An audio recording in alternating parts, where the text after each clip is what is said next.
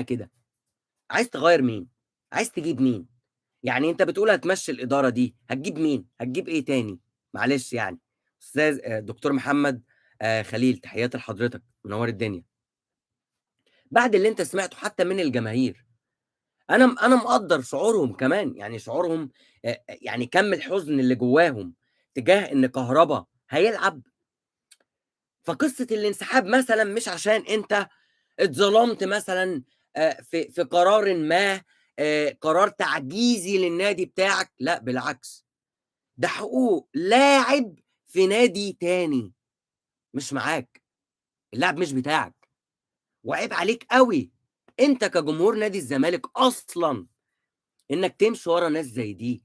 طب الناس دي مفهوم ده واحد بيقول لك أنا في السعودية والتاني يقول لك أنا مش عارف فين، ما هو اربط اللجان ببعضها، هتفهم اللعبة جاية منين وأساسها